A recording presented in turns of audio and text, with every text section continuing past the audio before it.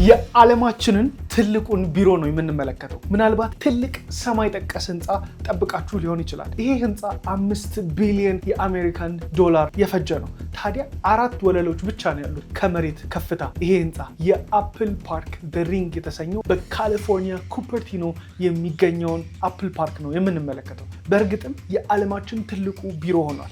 ከ12000 እስከ 14000 ሰራተኞች ያሉት ሲሆን በሚያስገርም ሁኔታ ካፌቴሪያው እንኳን በአንድ ጊዜ 3000 ሰዎችን የሚያስተናግድ ነው። አፕልን ብዙዎቻችሁ ታውቁታላችሁ። የተለያዩ የኤሌክትሮኒክስ ምርቶች አሉ። የኤርፖድ፣ የአይፎን እንዲሁም የማክቡክ፣ የአይፓድ በርካታ ምርቶች አሉ። በዓለም እንግዲህ የቅንጦት ስልክ የሚባለው አፕል ቢሮ ምን ይመስላል? ከዓለምስ ደግሞ ትልቅ ቢሮ ተብሎለታል። ትልቅ የተባለው እንዳለ ሰማይ ጠቀስ ነው። ስለዚህ አስደናቂ የቴክኖሎጂ ቦታ አፕል ፓርክ በደንብ በሰፊው ዝርዝር አድርገን የምንመለከትበትን ቪዲዮ ይዤላችሁ መጥቻለሁ።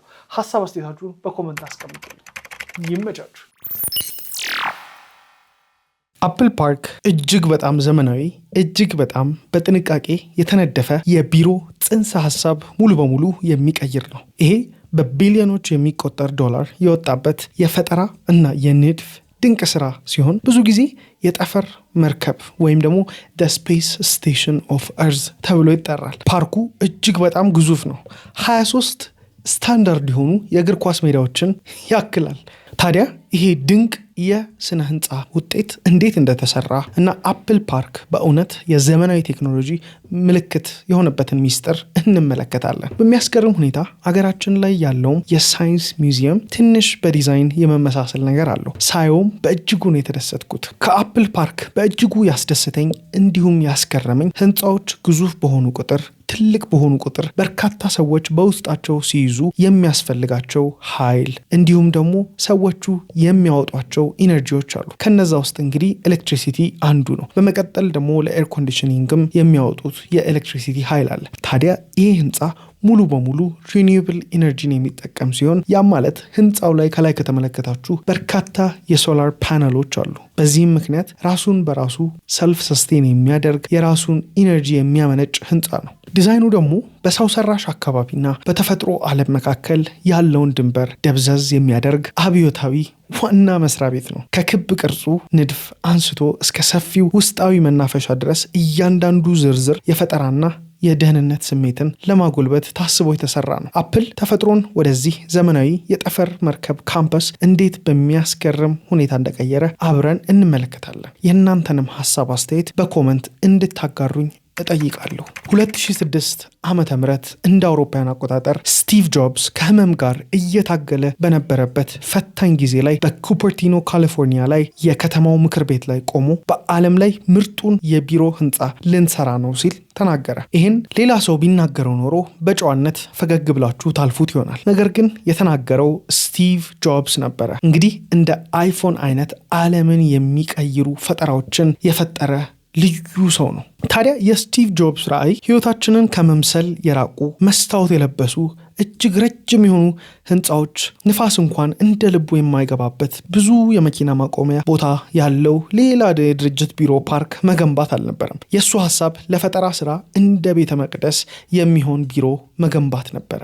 ጉግል በቀለማት ያሸበረቁ የልጆች መጫወቻ ያሉበትን፣ ፌስቡክ ደግሞ ትንሽ ከተማ በሚመስል ሰፊ ግቢ ሲገነቡ አፕል ግን እንደ ሁልጊዜው በተለየ መንገድ እያሰበ ነበር። ስቲቭ ጆብስ ለአፕል እንግዳ የሆነና ከሁሉም ቢሮዎች ለየት ያለ ነገር ፈልጎ ነበረ። ይህንንም ፕሮጀክት ለመንደፍ በርካታ ሰዎችን፣ በርካታ የአርኪቴክት ቢሮዎችን አንኳክቶ ነበር። በመጨረሻም ከፍተኛ አርኪቴክቸር ልማት ጋር የተቆራኘው ኖርመን ሮበርት ፎስተር ተመረጠ። ስቲቭ ከፎስተር አርኪቴክተሮች ጋር ሲቀመጡ ረድፍ የሆነ የቢሮ ክፍሎች ወይም የተደረደሩ ህንፃዎችን አልሳሉ።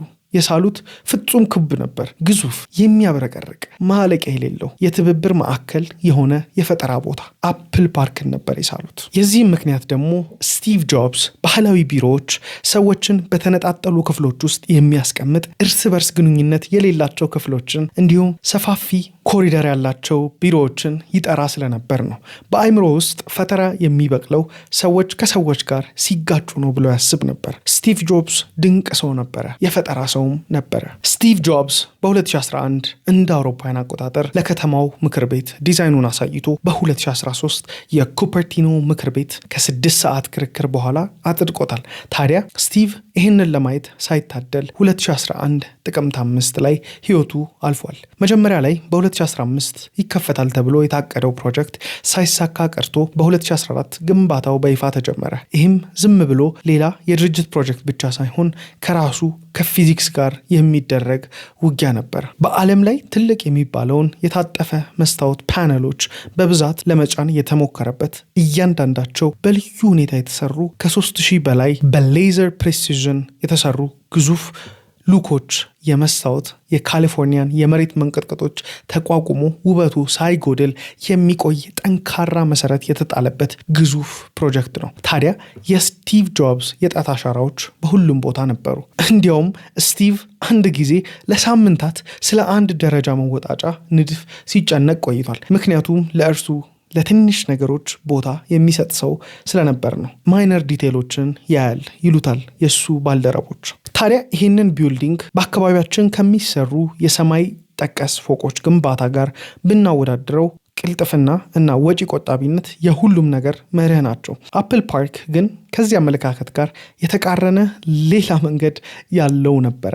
ምክንያቱም አፕልን ከተመለከታችሁት እጅግ ግዙፍ ካምፓኒ ነው። ታዲያ ይሄ እንደ ሌሎቹ እንደተለመደው ትልቅ ሰማይ ጠቀስን ህንፃን ሰርቶ ይሄ የኔ ዋና መቀመጫዬ ነው የሚል አይነት ድርጅት ነበር።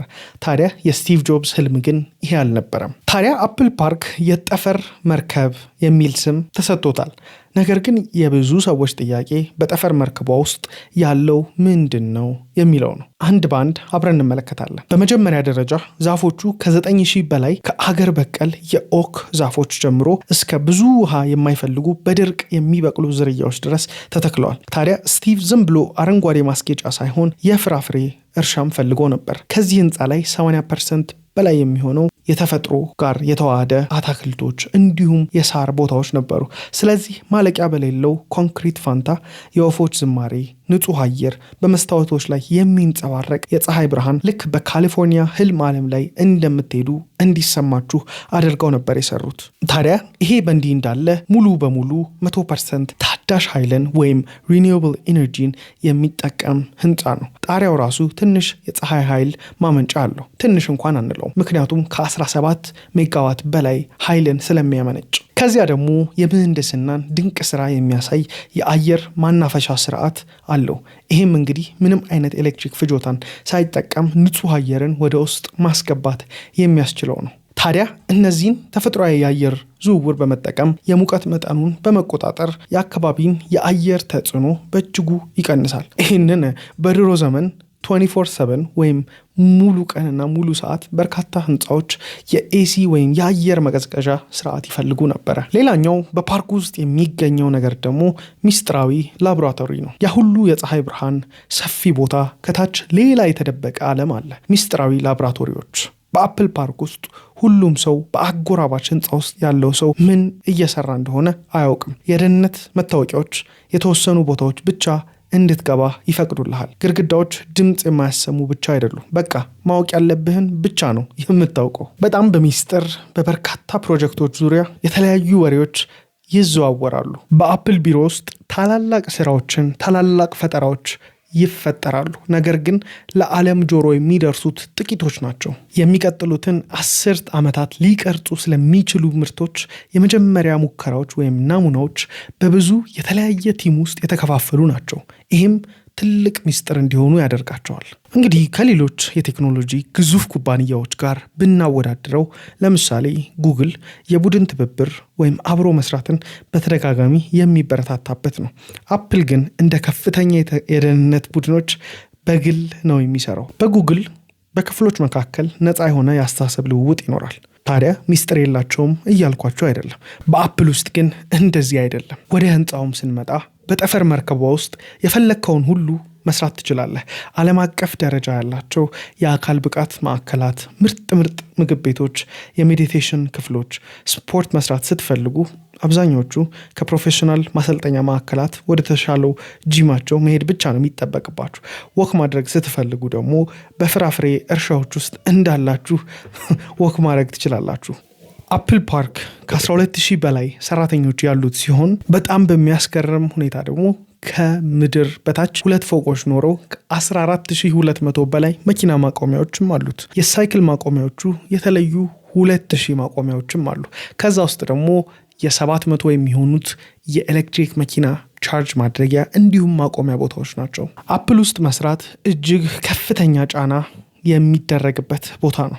ምንም እንኳን በላቁ ቴክኖሎጂዎች የታገዙ የመዝናኛ ቦታዎች ቢኖሩትም በጣም በሚያስገርም ሁኔታ አፕል ውስጥ ፍጹምነት ይጠበቅባችኋል።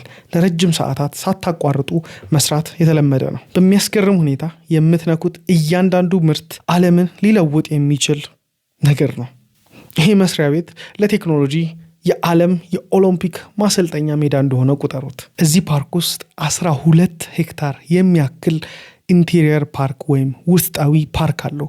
መሀሉ ላይ የምትመለከቱት ከዛ ውስጥ እንግዲህ ኩሬዎች፣ ሰዎች በእግር የሚጓዙባቸው ቦታዎች፣ ከ9000 በላይ ድርቅን መቋቋም የሚችሉ እጽዋቶች፣ የቼሪ፣ አፕሪኮት፣ የኦሊቭ እንዲሁም ሌሎች አትክልቶች እንደ መዝናኛም ልንቆጥረው የምንችለው ከ9300 ስኩዌር ሜትር በላይ የፊትነስ እንዲሁም የዌልነስ ሴንተር አለው። ከዛ ውስጥ እንግዲህ 2 ፎቁ የዮጋ መስሪያ ቦታ ሲሆን ሌላኛው ደግሞ የዌልነስ ወይም የጤና ክሊኒኮች እንዲሁም ካፌ ማግኘት ትችላላችሁ። ካፌቴሪያው በአንድ ጊዜ 3000 ሰዎችን ማስተናገድ ይችላል። ወደ መኪና ማቆሚያዎቹ ስንመጣ ደግሞ 14200 መኪኖችን እኩል የሚያቆም ሲሆን 700 መኪኖችን ደግሞ ኤሌክትሪክ የሆኑትን ማቆም ይችላል። ያ ማለት ከነ ቻርጂንግ ስቴሽናቸው ማለት ነው። በሳይክልም ከመጣችሁ 2000 የሳይክል ማቆሚያ አለ። እንደው እድሉን እንኳን ካገኛችሁ ይሄንን ቦታ መጎብኘት እንችላለን ካላችሁኝ አዎን በትክክል መጎብኘት ትችላላችሁ። የቪዚተር ሴንተር የሚባል ኤሪያም አላቸው። 1870 ስኩዌር ሜትር ስፋት አለው። በውስጡም የአፕል ስቶር አለው። 2386 ስኩዌር ፉት የሚያክል ካፌ እንዲሁም ደግሞ የኤግዚቢሽን ቦታ አለው። በአፕል ፓርክን ደግሞ በ3D ሞዴል መመልከት የምትችሉበት እንዲሁም ሩፍ ቴራስን መጎብኘት ትችላላችሁ። የአፕል ፓርክ 5 ቢሊዮን የአሜሪካን ዶላር የፈጀበት ሲሆን ለመሰራት መሬቱንም እንግዲህ ለመግዛት ደግሞ 160 ሚሊዮን የአሜሪካን ዶላር አውጥተውበታል። እጅግ ግዙፍ የሆነ አፕል ፓርክ የተሰኘው ይህን ህንፃ ለመገንባት ያወጡት 5 ቢሊዮን ዶላር አገራችን ላይ ከተገነባው የኢትዮጵያ ታላቁ ህዳሴ ግድብ ጋር እንኳን ብናወዳድረው ቀላል ገንዘብ አይደለም። ተቀራራቢ የሚባሉ ገንዘቦች ናቸው። ታዲያ እንዴት ተመለከታችሁት? የዛሬ ቪዲዮአችን ስለ አፕል ፓርክ ይሄንን ይመስል ነበር። እንግዲህ በቴክ ስቶሪስ ፕሮግራማችን ላይ እንደዚህ አይነት አስደናቂ በዓለም ላይ ያሉ ቴክኖሎጂዎችን የምንመለከትበት ነው። በእርግጠኝነት ወዳችሁታል። ከዚህ በፊት እንግዲህ ስለ ፀጉር መቅረጫ ቶንዶስ፣ ያ ማለት በየቀኑ የምንጠቀምባቸው የምንገለገልባቸው መሳሪያዎች ናቸው። ፀጉሩን የማይቆረጥ ሰው የለም ብዬ አስባለሁ። ታዲያ ከየት መጣ፣ እንዴት መጣ፣ ወዴት ሄደ የሚለውን ነው። ስለ ቴሌቪዥንም አስመልክቻችሁ ነበር። ወደ ቴክ ስቶሪስ ፕሮግራማችን እስካሁን ስለቆያችሁ ስለተመለከታችሁት እናመሰግናለን። ይመቻችሁ።